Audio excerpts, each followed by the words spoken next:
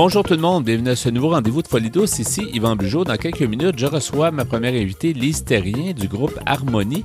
On aura plus tard à l'émission notre invité de l'ENAM, qui est Régent Arsenault. Il vient nous parler de marionnettes, de santé mentale. C'est très créatif, de ressources justement en santé mentale, plus du côté du Saguenay. Alors on aura M. Arsenault en ligne.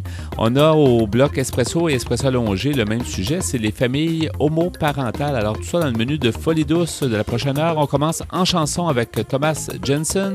La chanson s'intitule Plus personne. Bienvenue à Folie douce.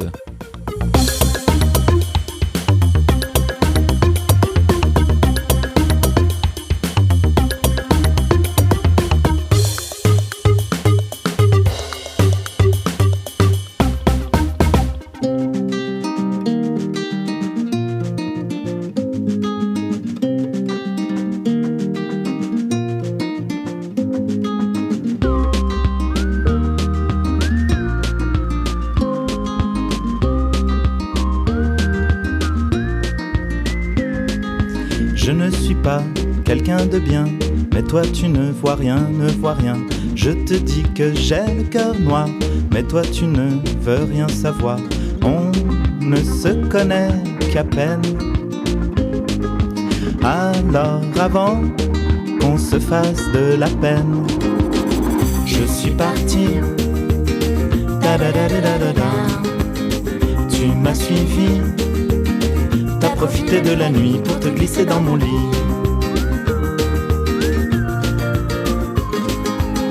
Ne me dis pas que tu m'aimes ou on aura un problème. Moi je n'aime plus personne. Et même si je t'aimais, jamais je ne le dirais. Moi je n'aime plus personne. Tu es parti en courant, je me suis dit il était temps. Moi je n'aime plus personne. Moi je n'aime plus personne. Je ne suis pas quelqu'un de bien, mais toi tu ne voyais rien, voyais rien.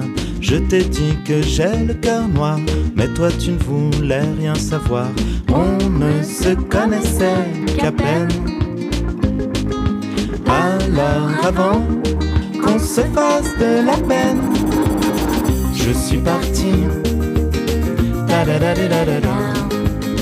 J'ai pas compris. Soudain mon cœur était pris quand je suis revenu par ici.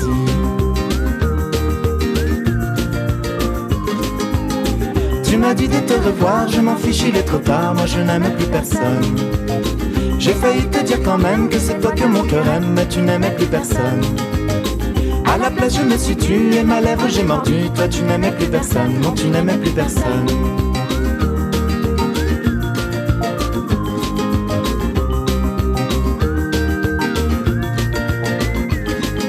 Je n'étais pas quelqu'un de bien, mais toi tu ne voyais rien, voyais rien. Je t'avais dit que j'avais le cœur noir, mais tu ne voulais rien savoir. Tu dis qu'on ne se connaît qu'à peine. Alors avant qu'on se fasse de la peine, tu es parti. Da da da da da da. Je t'ai suivi. J'ai profité de la nuit pour me glisser dans ton lit. Vous êtes branchés sur Folie douce. Soyez au courant des multiples thèmes de la santé émotionnelle. J'accueille mon invité qui est Mme Lise Terrien. Bonjour, Mme Terrien. Bonjour, monsieur. Bonjour, bienvenue à l'émission Folie douce. Vous êtes directrice du groupe Harmonie. On va parler justement de votre ressource. Comment on peut décrire le groupe Harmonie? Le groupe Harmonie, c'est un organisme communautaire sans but lucratif. Nous, on aide les personnes qui ont des problèmes de dépendance, les personnes âgées de 55 ans et plus. Quand on parle de dépendance, c'est beaucoup l'alcool, soit les médicaments plus davantage les psychotropes, les anxiolytiques qu'on appelle les benzodiazépines, et aussi des problèmes de jeu. Et on intervient, nous, ce qui est particulier, c'est qu'on intervient à domicile. On est situé au centre-ville. Et c'est une intervention qui est individuelle. On offre aussi des groupes de rencontres, des groupes d'entraide. Et on travaille aussi avec une équipe de bénévoles. On est 4 employés en tout. Et comment on je veux dire, les gens vous contactent pour qu'ils que débute un suivi, en fait? Comment le processus Comment se fait? ça fonctionne, c'est ça. C'est évidemment, nous, on travaille beaucoup avec beaucoup de ressources, que ce soit communautaires. Notre bureau étant situé dans un C3S avant ça s'appelait le CLSC Métro, mais là, maintenant, après la fusion, ça s'appelle C3S. Alors, c'est certain que les demandes d'aide peuvent venir aussi, les références peuvent venir des travailleurs sociaux, des infirmières. On fait également de la publicité, on peut laisser des brochures. Alors, ça peut être la personne elle-même, ça peut être la famille. Et comme on travaille avec les ressources, on fait des présentations, des conférences, parfois dans des drop-ins. Alors, ces mêmes personnes-là peuvent aussi nous faire des références. Oui. C'est très, très diversifié, les références. Et comme vous le dites, dans le fond, c'est à peu près toutes les dépendances qui touchent les 55 ans et plus, et il y en a beaucoup. Quand on commence à y penser, vous dites, par exemple, le jeu, les médicaments, la drogue, l'alcool et plein d'autres choses. Donc, il y a beaucoup de dépendances. Oui, c'est toute forme de dépendance. Nous, quand je regarde nos fameuses statistiques, parce qu'on produit évidemment des statistiques, actuellement, 80%, 90%, je dirais, c'est l'alcool qui est peut-être possiblement plus facile à dépister. Avec le vieillissement de la population et surtout avec la venue des baby boomers, on sent déjà une émergence au niveau des drogues, que ce soit le crack, la cocaïne, le cannabis, mais c'est majoritairement l'alcool ou les médicaments ou les deux, et le jeu aussi. Plus on va en parler et plus, évidemment, il va y avoir le dépistage qui va être fait. On n'est pas les seuls aussi, l'organisme, à travailler avec les aînés. Ouais. Mais c'est majoritairement ce qu'on voit, c'est beaucoup l'alcool, qui c'est plus évident, disons, Ouais. et plus facile à dépister. Et le groupe a été fondé il y a longtemps, le groupe Harmonie? Oh oui, ça fait très longtemps. Et moi aussi, ça fait longtemps que je travaille là. Oui. Mais le groupe comme tel a été fondé. On vient d'ailleurs, il y a quelques mois à peine, de célébrer nos 30 ans. Oh, OK. Et est-ce que le groupe a justement suivi sa clientèle? Est-ce qu'à l'époque, c'était aussi destiné aux gens de 55 ans ou c'est plus que vous avez évolué un peu avec la clientèle?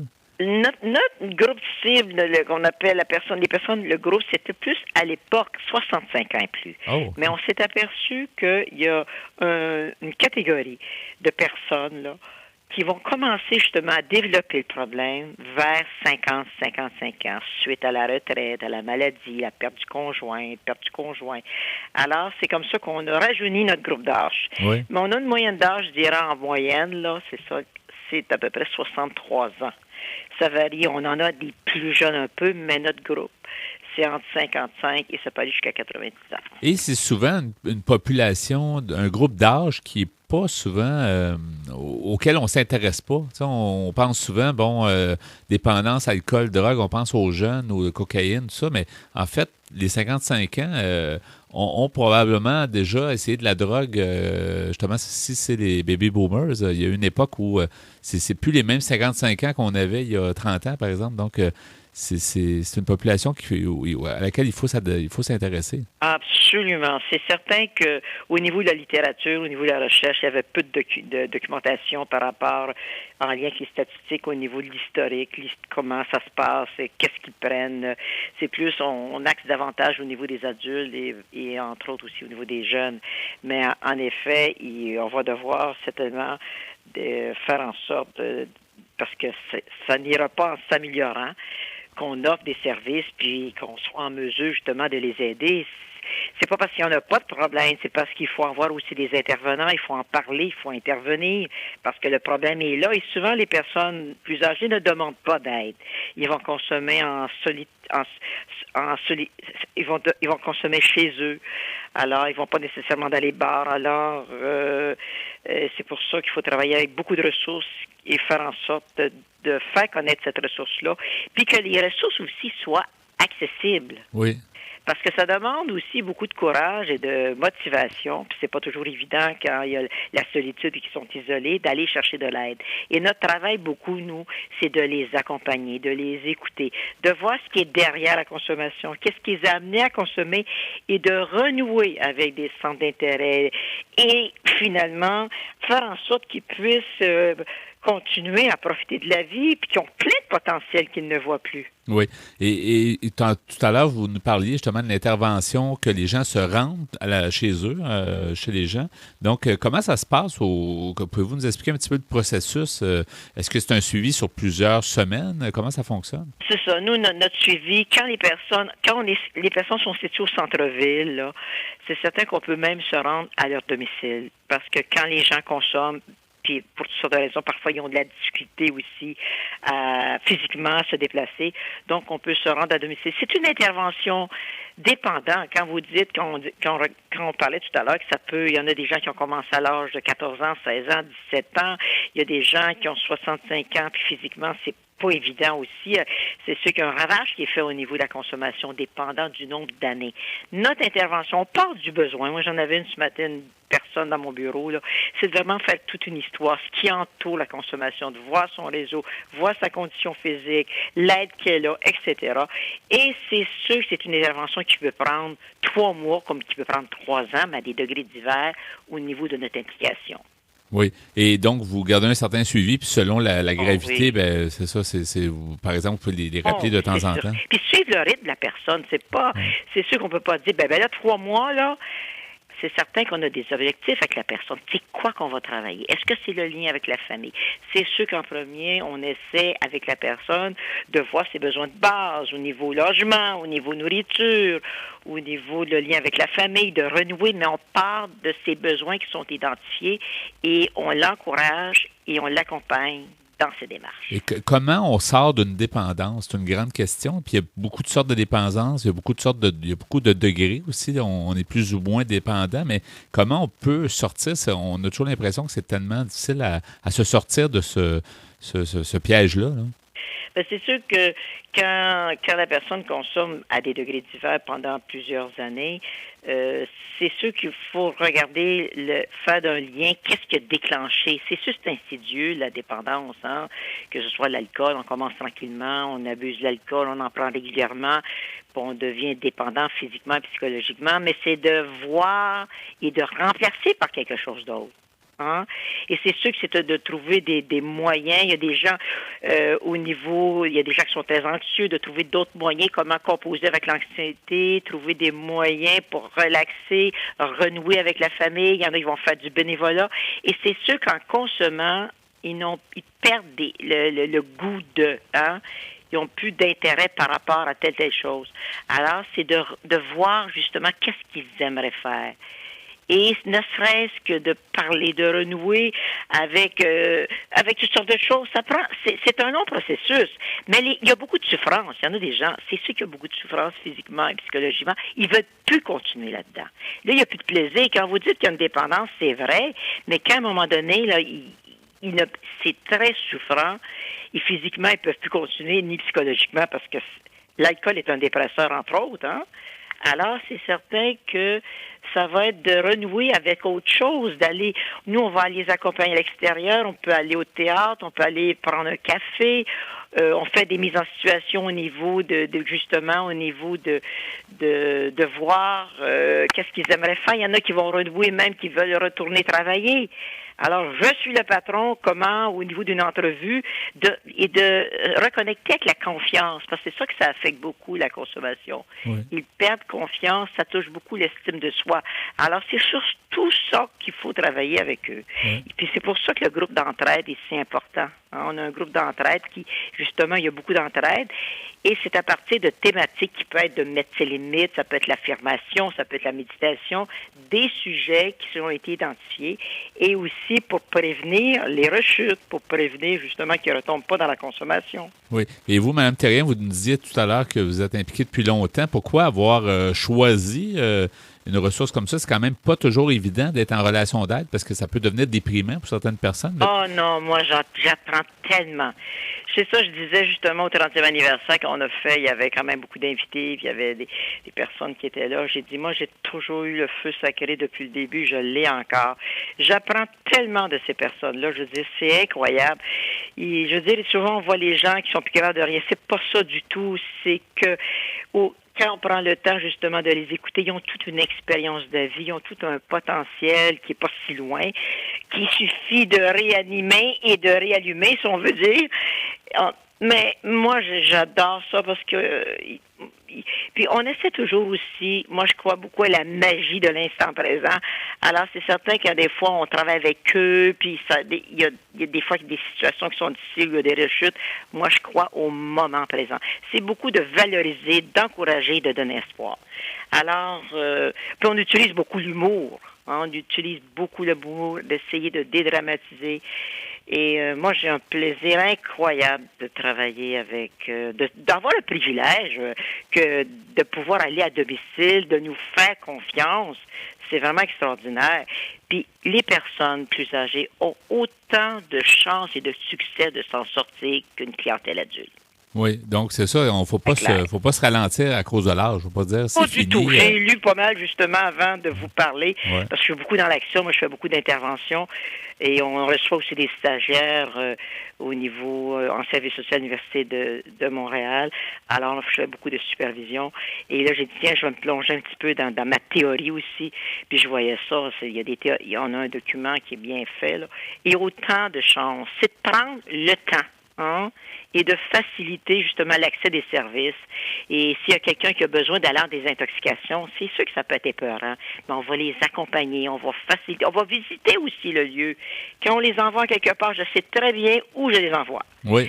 Et ce qui est bien important dans tous ces services-là, et comme nous aussi, c'est l'accueil. L'accueil chaleureux.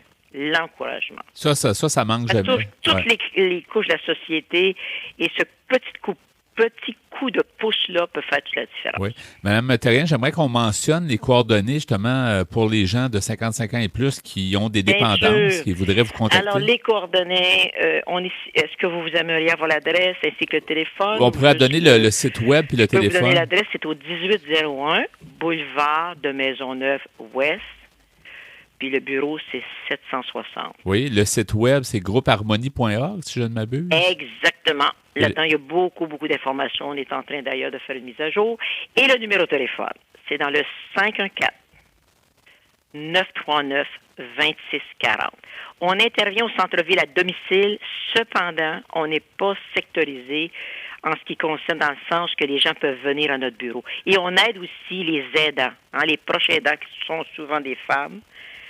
Que ce soit la famille, que ce soit le frère ou la sœur, peu importe. Puis il y a quand même des hommes aussi qui sont les proches aidants, ou le conjoint qui vit avec quelqu'un, ou la conjointe avec quelqu'un qui a un problème de dépendance. On aide aussi la famille. Merci beaucoup, Mme Terrien. C'était fort instructif et bonne continuité. Ça me fait plaisir Merci. Et que les personnes n'hésitent pas à téléphoner. Merci, avec plaisir. Donc, à la prochaine. D'accord, au revoir. Au revoir. C'est donc Mme Lise Terrien, directrice du groupe Harmonie. Et si on partait ensemble pour de vrai, si c'était vrai, et si c'était la fin de tous nos décombres, est-ce qu'on attendrait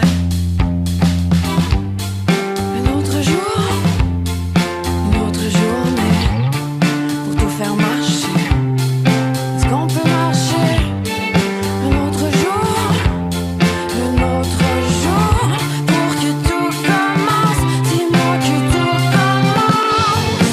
Si c'était la fin du monde, si on passait à autre chose, si les miroirs se passaient tous ensemble, dis-moi que tout s'arrange, dis-moi qu'on existe encore, dis-moi qu'il reste la journée pour partir ensemble.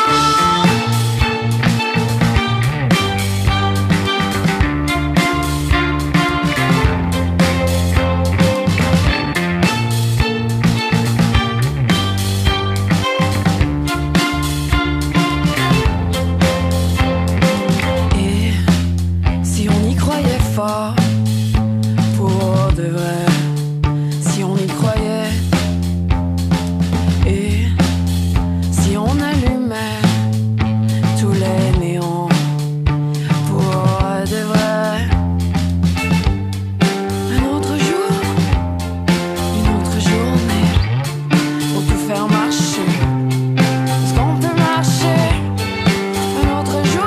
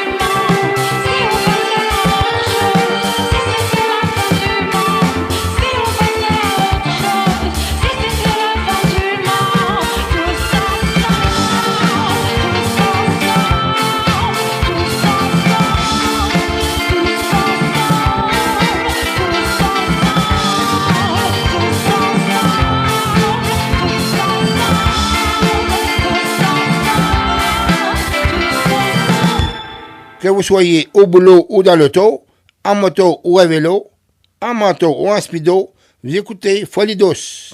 C'est maintenant le bloc Espresso. Bonjour Pierre Laporte. Salut Yvan. Bonjour Justin Malo. Bonjour. Alors aujourd'hui, un sujet nouveau encore une fois, Pierre, c'est les familles homoparentales. Oui, parce que je me suis souvent posé la question à savoir, il y a beaucoup d'adoptions au Québec, et je me demandais souvent, les parents, c'est-à-dire les couples homosexuels, hommes ou femmes, sont-ils de bons parents? Est-ce un milieu souhaitable pour élever un enfant? Et tu as fait ta petite recherche. J'ai fait ma petite recherche, oui. Et j'ai trouvé des réponses à mes questions fort intéressantes, je pense. Oui. Je parle des réponses, pas de mes questions nécessairement, mais c'est sur le site simplement québecadoption.net. On nous dit que c'est un article écrit par Martine Grosse et Gilles Breton. Ils nous disent qu'au Québec, les chartes des droits et libertés de la personne protègent contre la discrimination. Depuis 2002, les gays et les lesbiennes ont donc officiellement le droit d'adopter des enfants comme n'importe qui. On parle au Québec. Depuis 2004, ils et elles ont aussi le droit de se marier. En pratique, ils ont d'abord le droit d'obtenir une évaluation psychosociale en vue d'adoption comme toute autre personne. Et cette évaluation mentionnera l'orientation sexuelle, mais elle ne conclura pas à une incapacité parentale uniquement pour cette raison. L'évaluation porte sur l'histoire personnelle de chacun, l'histoire du couple, le cas échéant, les années de vie commune, les aptitudes parentales, la disponibilité à accueillir un enfant et les aspects pratiques que cela suppose, comme, on s'en doute, l'argent, le logement, la santé, etc. Et l'orientation sexuelle n'est qu'un facteur parmi d'autres. On peut remettre une évaluation psychosociale négative à une personne ou à un couple hétérosexuel ou homosexuel en raison de comportements sexuels incompatibles avec un rôle parental. Là tu parles juste d'adoption. Là, tu ne parles pas des gens qui ont recours à une mère porteuse pour avoir des enfants. Non, je parle simplement d'adoption ici. Et cela n'a rien à voir avec l'orientation sexuelle. Cela a à voir avec les comportements. On n'a pas besoin d'être psychologue pour comprendre cela. Mm-hmm. Et on doit dire que 30% des dossiers du service d'adoption de Montréal sont des couples homoparentaux. Et si on parle d'adoption internationale maintenant, le SAI, c'est-à-dire le secrétariat à l'adoption internationale, a émis une note ou une directive à l'intention des psychologues et travailleurs sociaux portant sur l'adoption par les personnes homosexuelles.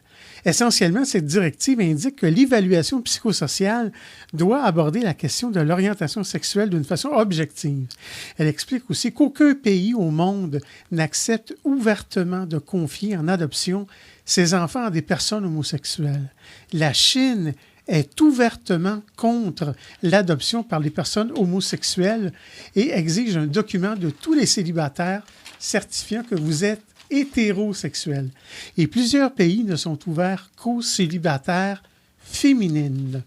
Oui, c'est parce que malheureusement, il y a eu dans certains pays des hommes pour du trafic pédophile. C'est dommage, là, dire ça lui a coupé la chance d'être parent de beaucoup de personnes. Ça aide pas. Pour des raisons, des gens qui avaient des raisons négatives et néfastes. Oui. En France, l'adoption est autorisée aux couples mariés depuis plus de 2 ans et aux personnes seules de plus de 28 ans. Les concubins ne peuvent pas adopter ensemble. Ça, c'est en France. En 1999, nous avons eu connaissance cependant d'un cas où l'agrément a été délivré à une lesbienne qui n'a pas caché sa vie de couple. C'est le début d'un changement de mentalité dans les services sociaux. Le projet de l'adoption par des homosexuels a été largement évoqué pendant les débats parlementaires sur le PACS, c'est-à-dire le Pacte civil de solidarité, lequel permet d'unir des concubins de même sexe ou de sexe différent. La loi a été votée le 15 novembre 1999. On parle en France, et donne une reconnaissance légale aux couples homosexuels. L'adoption homoparentale était brandie par ses adversaires comme une menace de ce qui ne manquerait pas de suivre si la loi sur le PACS était adoptée. Cette loi ne confère pas le droit à l'adoption homoparentale. L'avenir seul dira si la société française évoluera dans un sens favorable ou non à l'adoption par les personnes homosexuelles. Et si on se donne la peine de chercher un peu, on trouve des centaines d'études sur les parents homosexuels. Ces travaux de recherche ont porté d'une part sur les gays et les lesbiennes, leur santé mentale et leurs compétences parentales, et d'autre part, sur les enfants élevés par des gays et des lesbiennes. Les sujets abordés dans ces études sont les sujets d'inquiétude habituellement exprimés, c'est-à-dire l'identité sexuelle, le développement personnel et les relations sociales des enfants avec leurs camarades et avec les adultes. La conclusion qu'il convient pour l'instant de tirer de ces études est la suivante. Quel que soit l'argument que vous puissiez imaginer pour vous opposer à l'homoparenté, les études ne sont pas parvenues à le prouver. Ce serait plutôt le contraire. Autrement dit, les personnes homosexuelles soumises aux mêmes critères d'évaluation psychosociale que quiconque, hormis l'orientation sexuelle, font d'excellents parents avec ni plus ni moins d'échecs familiaux ou personnels, en autant qu'on puisse mesurer ceux-ci. Oui, on va d'ailleurs poursuivre le sujet, en fait, dans ta deuxième partie, Espresso allongé. Alors, merci, Ghislain Malo, pour ta participation. Merci, Pierre Laporte. Demeurez des nôtres à Folie douce.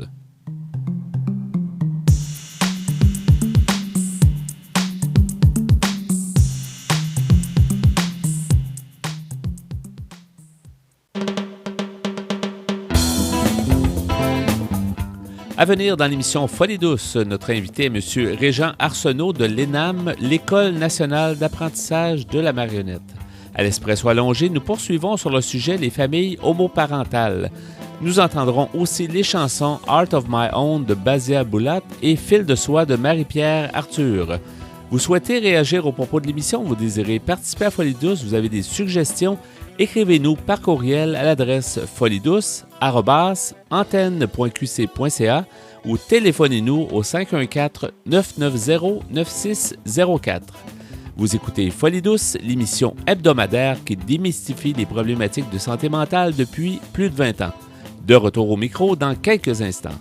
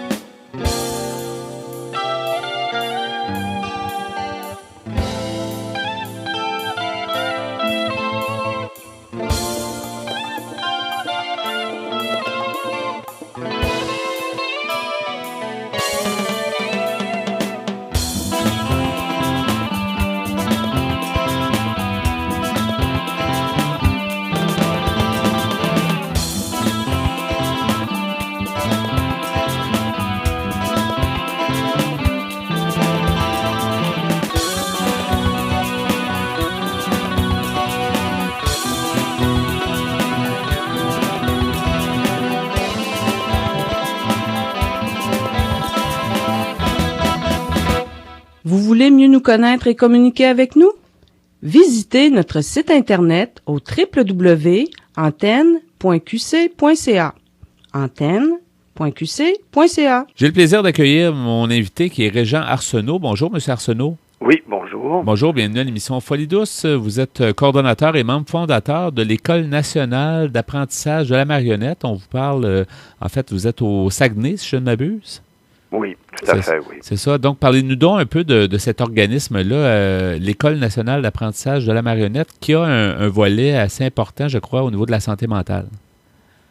Oui, tout à fait. Alors, c'est un organisme qui existe depuis 25 ans et c'est un organisme communautaire à but non lucratif et nous sommes en partenariat, entre autres, avec la Commission scolaire des Rives du Saguenay et on offre un programme d'intégration sociale pour aider des personnes ayant des difficultés en santé mentale, les personnes adultes, présentant divers problèmes en santé mentale, donc, ou d'adaptation sociale, par le biais d'un programme qui s'appelle Des marionnettes pour le dire. Et encore une fois, c'est un programme d'intégration sociale pour les personnes qui ont des difficultés en santé mentale. Oui, et c'est ça, c'est quand même assez original et créatif, en fait. C'est quelque chose qui demande, c'est assez spécial ou assez différent, je dirais même, de d'autres organismes qui s'occupent d'habitude de problèmes de santé mentale chez les adultes. Oui, je vous dirais que c'est un organisme donc alternatif et on utilise, donc c'est par le biais des arts en général, mais je vous dirais tout particulièrement par l'art de la marionnette. Parce que vous savez que pourquoi la marionnette? Parce que la marionnette, on dit que c'est un art de synthèse, c'est-à-dire c'est un art qui regroupe plusieurs autres formes d'art artistique, donc à savoir le modelage, la sculpture, la peinture. C'est aussi les arts visuels, c'est les arts d'interprétation. Et comme on dit souvent parfois, c'est l'art de dire des choses qu'on ne dirait pas autrement en tant que personne. Mais par le biais de l'art de la marionnette, c'est possible. Donc, c'est rendu possible et on peut canaliser, la personne peut canaliser ses énergies, développer son potentiel et sa créativité pour réaliser sous forme de sketch, faire partie d'un spectacle. Et on se trouve, nous, à l'ENAM, à essayer le plus possible de recréer l'esprit d'une troupe de théâtre, puisque les gens, chaque personne, se trouve à être impliquée dans chaque, dans chaque partie, chaque étape de la réalisation de son sketch et du spectacle qui va être diffusé, je vous dirais, à l'ensemble de la population. Et ce qui est intéressant, c'est vraiment tout le processus, c'est ça, ça fait un tout, en fait, il y a beaucoup d'étapes, et puis ça donne, en fait, ça devient, ça a beaucoup de sens de faire justement toutes ces étapes-là, à partir de la fabrication jusqu'au spectacle. Oui, puis c'est très porteur parce que c'est très inclusif. Vous savez, on pourrait retrouver devant nous 10 personnes qui ont des difficultés en santé mentale ou des problèmes et des contraintes sévères à l'emploi, ce qui est la majorité de notre clientèle.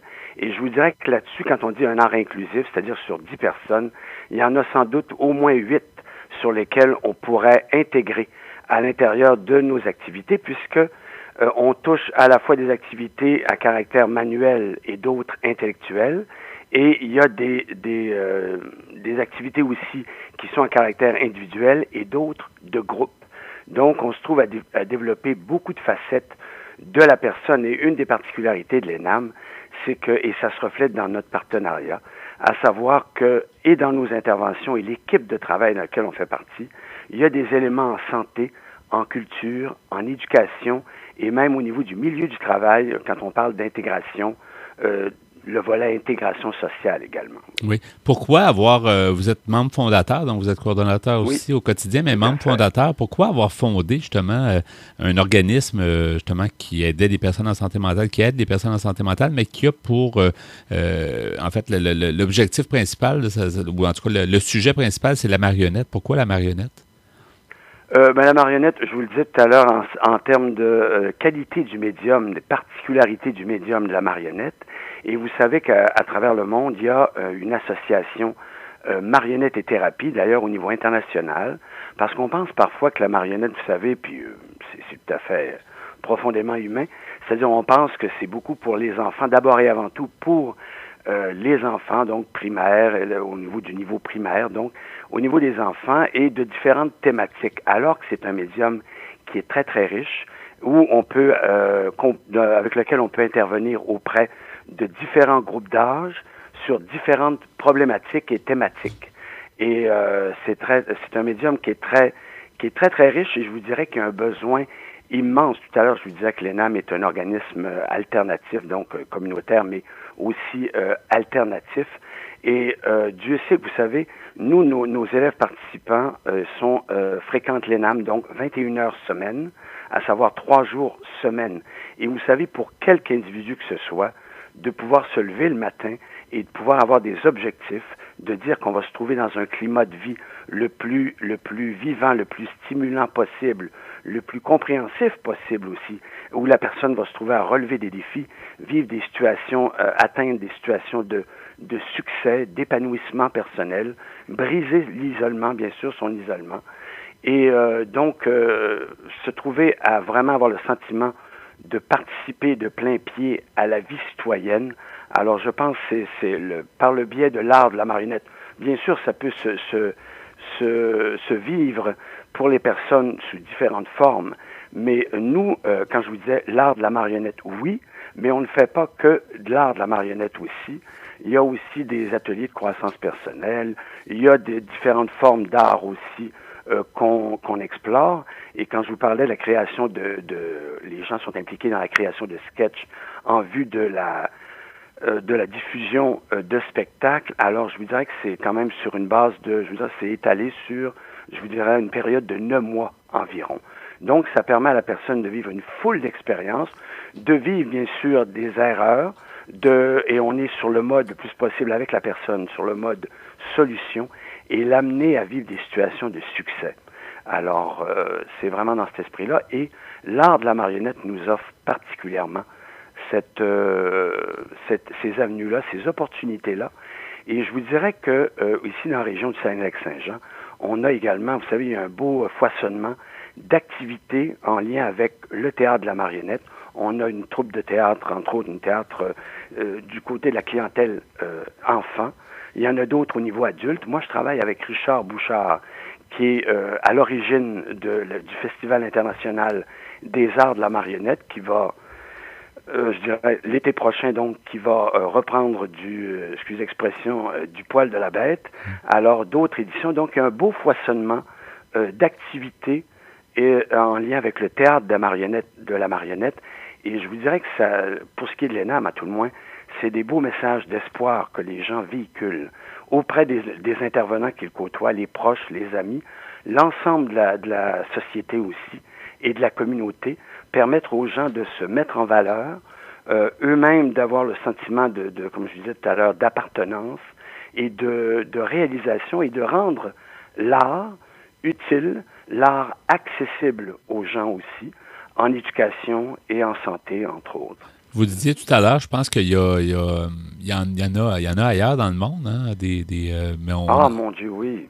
Il n'y en a pas beaucoup ici au Québec, je pense. Non, et là où nous, on se démarque beaucoup, l'ENAM, c'est que je vous dirais que, quand je vous disais tout à l'heure, l'aspect, notre partenariat, donc, parce qu'on est en partenariat avec Ville-Saguenay, avec l'Agence de la santé et des services sociaux, avec Emploi Québec et également avec la Commission scolaire des Rives du Saguenay, le Centre de formation générale des adultes, l'Orconan, parce que vous savez que on parle d'élèves participants, c'est-à-dire que ce sont majoritairement des prestataires de l'aide sociale, mais les gens sont en faisant partie de l'ENAM, les gens se trouvent également à être considérés étudiants, inscrits étudiants à l'éducation aux adultes, donc du Centre de formation générale des adultes de l'Orconan, de la Commission scolaire des Rives du Saguenay. Oui.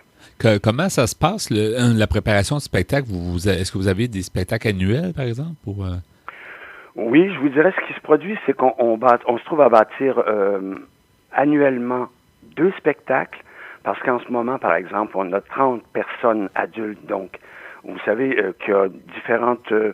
bien sûr, ce sont des milieux de vie qui sont différents, des expériences de vie qui sont différents, des groupes d'âge différents également, et des niveaux d'éducation et d'instruction différents, mais je vous dirais qu'il y a une belle entraide qui se partage, donc qui se vit à l'intérieur de nos activités de l'ENAM. Donc, et comme je vous disais tout à l'heure, on culmine, c'est 9 mois de création qui culminent par la diffusion de nos spectacles, des représentations de nos spectacles. Mais il n'en demeure pas moins que l'année suivante, les spectacles, on continue à les peaufiner. Et à ce moment-là, on parvient à donner encore plus de représentations des spectacles à la clientèle, par exemple, scolaire, au niveau du primaire, du secondaire, aussi pour l'ensemble de la population, bien sûr, nos partenaires, et parfois d'autres secteurs d'activité qu'on a peut-être moins été en mesure de rejoindre, mais ça offre aussi l'opportunité, encore une fois, aux représentants de nos partenaires, les différents milieux de l'éducation, la santé, la culture, le travail, l'intégration sociale, comme je vous disais, oui. Et de pouvoir revoir ces spectacles-là, sinon de les voir. Et je peux vous dire que le fait de donner des représentations aussi, c'est excessivement valorisant pour les participants. Et encore une fois, c'est des belles leçons de vie aussi et des très, très beaux témoignages pour les spectateurs, quel que soit leur âge. Et les spectacles et les sketchs, c'est-à-dire, il y en a qui sont plus du domaine du divertissement, d'autres plus à caractère social. Alors, et ce qui est intéressant, c'est que c'est différents types et styles de théâtre de marionnettes. Donc, la personne qui se trouve à assister à nos représentations, se trouve à être un petit tour d'horizon du théâtre de marionnettes par le fait même. Et je pense que c'est bien apprécié. On apprécie beaucoup notre lieu. Ça aussi, c'est particularité dans la province, que notre organisme puisse bénéficier, je vous disais, du partenariat de la Commission scolaire des Rives du Saguenay, parce ça se traduit en termes de ressources humaines et ressources matérielles et financières aussi, provenant de la Commission scolaire des Rives du Saguenay. Emploi Québec, je vous dirais que ce qui est valorisant, c'est que quand je vous disais que les élèves participants sont majoritairement prestataires de l'aide sociale, donc ils se trouvent à avoir une bonification mensuelle sur leur chèque, leur prestation d'aide sociale, donc. Monsieur Arsenault, on va se quitter là-dessus. Je vais donner le site web enamsaguenay.ca pour mieux vous connaître. Merci donc à notre invité Régent Arsenault de l'École nationale d'apprentissage par la marionnette qui nous parlait du Saguenay à Folie-Douce.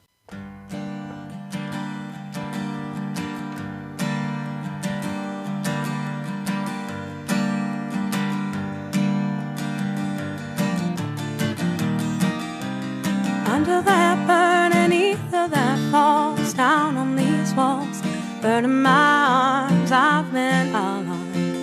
What a sad I am. For every word I couldn't do, I've been uncrossed and I've been untrue. I've been the thorn, I've been the heart, but the heart of my own burned down low. The light in your verse and the shadow between, the way that I was when I used to know. If I go, what do I hold? Oh, the maid or the mother I'll be, only the loom and a thread woven. It is work to be dancing out here and tomorrow a minute. The empty bones, there are roses that come without seeking. There are the ones that I have to sow. In your verses that I am repeating, the way that I was when I used to know.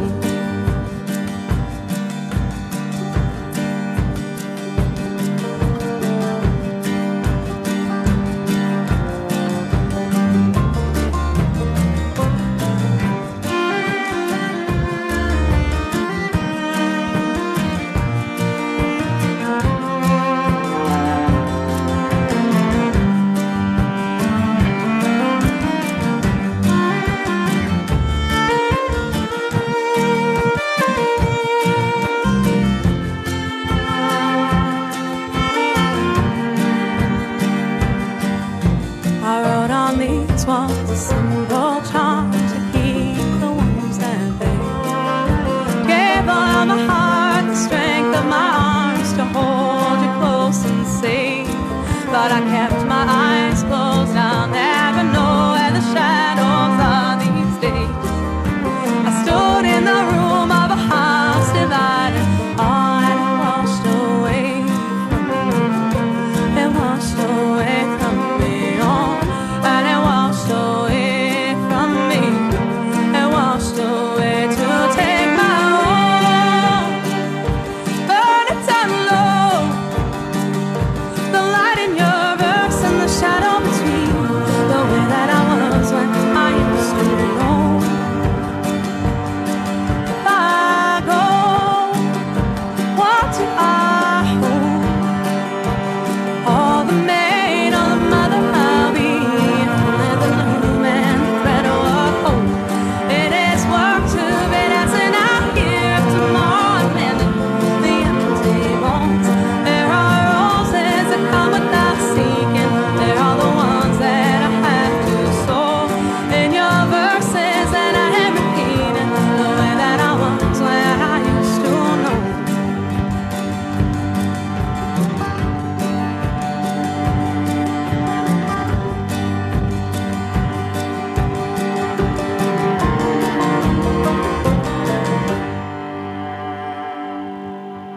Nous apprécions toujours vos commentaires par téléphone. Composez le 514-990-9604 dans le 514-990-9604. Nous poursuivons à l'Espresso allongé avec le sujet entamé plus tôt dans l'émission, Pierre, donc les familles homoparentales que tu as amorcé à ton bloc Espresso. Ouais. Alors, Ghislain Malo, toujours aussi présent. Oui. Alors, on va t'entendre, Pierre, sur ta recherche que tu as faite à ce sujet-là. Oui, mais en fait, dans cette partie, je vais vous parler des études. Qu'est-ce qu'on a remarqué chez les enfants qui grandissent avec des parents homosexuels? Dans le bon et dans le mauvais. Oui, mais tu vas voir que c'est plus du bon. Et moi, j'ai été surpris, je dois t'avouer. Oui. Si on parle tout d'abord du ce qu'on appelle le comportement sexué, il s'agit du comportement habituellement considéré par la culture et la société comme adapté au genre de la personne. Un certain nombre d'études ont examiné le comportement sexué des enfants de mères lesbiennes. Elles concluent toutes que leur comportement entre dans le cadre habituel des comportements conventionnels. On n'a trouvé aucune différence en ce qui concerne les préférences de jouets, les activités ou les centres d'intérêt des enfants, qu'il s'agisse d'enfants de mères lesbiennes ou de mères hétérosexuelles. Si on parle maintenant de virilité et de féminité, en 1979, on a soumis 24 adolescents à ce qui s'appelle le BSRI, qui veut dire en anglais BEM Sex Role Inventory. La moitié avait une mère lesbienne divorcée et l'autre une mère hétérosexuelle. Et le BSRI donne des indicateurs de masculinité et de féminité et un indicateur d'androgynie. Alors, les enfants de mères lesbiennes ne différaient pas sur la masculinité et sur l'androgynie, mais ils faisaient preuve d'une plus grande féminité psychologique, ce qui peut aller à l'encontre du préjugé selon lequel les lesbiennes manquent de féminité. Si on parle maintenant d'orientation sexuelle, Suzanne Golombok et Fiona Tasker, professeurs de psychologie à Londres, ont publié en 1996 les résultats d'une étude sur l'orientation sexuelle des adultes qui ont été élevés dans des familles lesbiennes. Les 25 enfants de mères lesbiennes et un groupe de 21 enfants de mères hétérosexuelles ont été vus à l'âge de 9 ans et demi une première fois, puis à l'âge de 23 ans. Pour la très grande majorité, ils sont hétérosexuels. Le pourcentage d'enfants élevés par des mères lesbiennes et qui deviennent homosexuels est identique au pourcentage d'homosexuels dans la population générale, soit environ 8 %. Et 55 hommes gays ou bisexuels et leurs fils et leurs 82 fils âgés de 17 à 43 ans ont été interviewés au sujet de l'orientation sexuelle des fils. Et sur les 82 fils, on a pu estimer l'orientation sexuelle de 75 d'entre eux. 68 sont hétérosexuels, 7 ne le sont pas. 91 % des fils dont l'orientation sexuelle a pu être estimée étaient donc hétérosexuels. L'étude montre également que le temps passé avec leur père n'est pas différent pour le fils qui est devenu homosexuel et pour celui qui est devenu hétérosexuel. Maintenant, au Québec, le rapport Bertrand sur le vécu de 1000 femmes lesbiennes, paru en 1984, a étudié la question de l'orientation sexuelle des enfants élevés par des parents homosexuels. Les 148 mères lesbiennes ayant participé à la recherche ont eu au total 139 filles et 141 garçons. Et 3 % des filles en âge d'exprimer leur sexualité sont lesbiennes et 6 % des garçons sont gays. Donc, 1,5 % de 1000 femmes interrogées affirment avoir une mère lesbienne ou un père homosexuel. Donc, ça ne varie pas. Ça veut dire que c'est inné dans la personne, ça ne sera pas appris. C'est ce que les études suggèrent. Oui. Ouais. Au Québec, si on parle du pourcentage d'homosexuels dans la population québécoise, celle-ci varie entre 5 à 10 %. Donc, c'est autour de 8 %. Je croyais pas que c'était tant que ça. 10 %, c'est une personne sur 10, je pense. Bien, 8 % si tu veux, ou 7 %. Ça dépend des études. Hein. Maintenant, avec les pères, 3 articles ont présenté les travaux de recherche sur les relations d'enfants de mères lesbiennes avec leurs camarades d'école. Les résultats suggèrent un développement normal des relations avec leurs camarades. La plupart des enfants en âge scolaire font état de ce que leurs meilleurs amis sont du même sexe. La qualité des relations avec leurs camarades est positive. Les jeunes adultes élevés dans les familles lesbiennes ne rapportent pas plus fréquemment que les autres avoir subi des railleries et des moqueries que ceux élevés par une mère hétérosexuelle. Et ça m'a surpris un peu. En revanche, ils se souvenaient avoir été taxés d'être homosexuels eux-mêmes. Maintenant... Ça, c'est naturel à l'école. C'est rare qu'il y ait personne qui ne se fait pas agacer pour une raison ou pour une autre à l'école. Les enfants sont des fois, on dit qu'ils sont méchants. Ouais. Maintenant, avec les adultes, les études des relations avec les adultes parmi les enfants des familles homoparentales donnent également une image globalement positive. Dans une étude, les enfants de mères divorcées lesbiennes ont, par exemple, plus souvent des contacts avec leur père que ceux des mères hétérosexuelles divorcées. Les parents hétérosexuels diffèrent des parents gays ou lesbiens en ceci qu'ils sont plus nombreux à dire que les visites des enfants à l'autre parent présentent des problèmes parmi eux. Les jeunes adultes qui ont grandi dans un foyer lesbien décrivent leur relation à la compagne de leur mère de manière plus positive que ceux qui avaient été élevés par une mère hétérosexuelle et son nouveau compagnon. Ceux qui étaient les plus négatifs quant à l'expérience de grandir dans une famille homoparentale étaient issus d'un milieu ouvrier et vivaient dans un environnement généralement hostile à l'homosexualité. Les enfants de parents homosexuels existent déjà. On estime leur nombre à 6 millions aux États-Unis seulement. Maintenant, un enfant a-t-il nécessairement besoin d'un homme et d'une femme pour bien se développer? C'est une bonne question. Tout d'abord, on ne peut pas ignorer que de nombreux enfants sont élevés par une personne seule. Un grand nombre des difficultés à élever un enfant dans une famille monoparentale disparaissent dans le contexte de deux parents du même sexe. Les parents s'entraident et prennent les décisions ensemble. L'enfant se trouve aimé et élevé par deux personnes. Quant à l'identification d'un modèle de son propre sexe, l'enfant pourra trouver des repères dans le monde environnement. Ça prouve que la maxime, que ça prend un village pour élever des enfants. Le plus de monde qu'il y a autour d'un enfant, le mieux que c'est. Là. Oui. Ben, merci beaucoup. Un beau sujet. Merci beaucoup, Pierre. Merci beaucoup, Ghislain. Merci. On poursuit en chanson à l'émission Folie douce. Ne l'attends pas, elle rentrera trop tard. Ferme les yeux, rassure-toi, tu la reverras.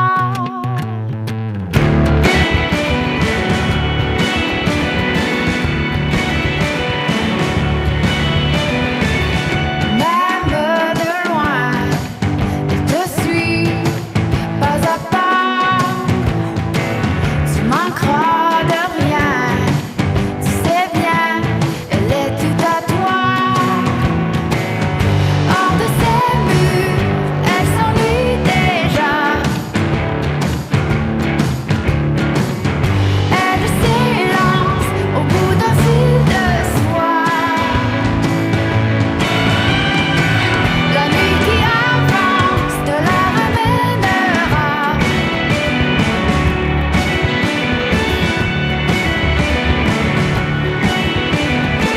Tu la suis partout, mais quand elle franchit la porte, tu deviens jaloux des étoiles qui l'escortent.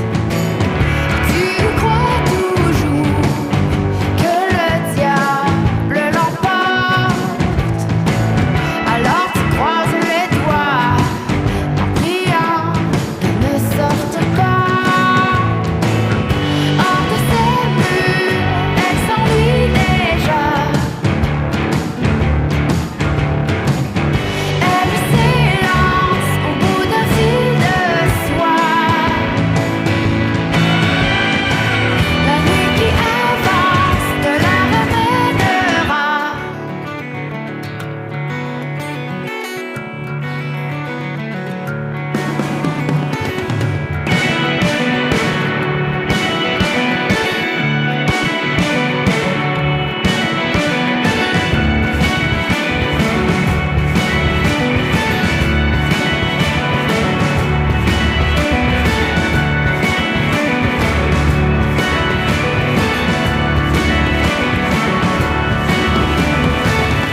Folie douce est disponible pour écoute sur YouTube.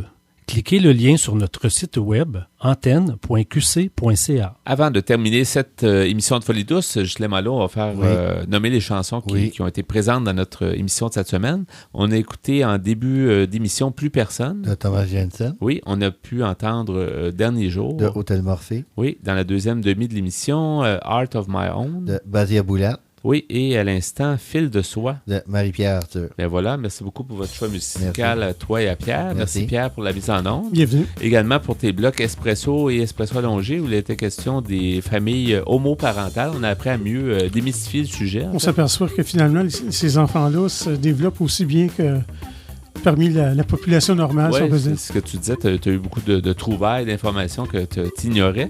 Mais je remercie nos invités également qui étaient avec nous cette semaine. On a eu Mme Lise Terrien du groupe Harmonie. Je vais d'ailleurs mentionner le site web pour pouvoir en savoir plus sur cet organisme. C'est groupeharmonie.org. Donc, merci beaucoup, Mme Terrien, d'avoir été des nôtres. On a eu également M. Régent Arsenault qui nous a donc parlé de l'ENAM et de son côté aussi, l'ENAM, on peut avoir plus d'informations à enamsaguenay.ca. Donc, c'était justement une activité très intéressante au niveau des marionnettes et santé mentale. Alors, des invités fort intéressants cette semaine. C'est Yvan Bugeaud à l'animation. Bonne semaine et à la prochaine Folie douce. Au revoir.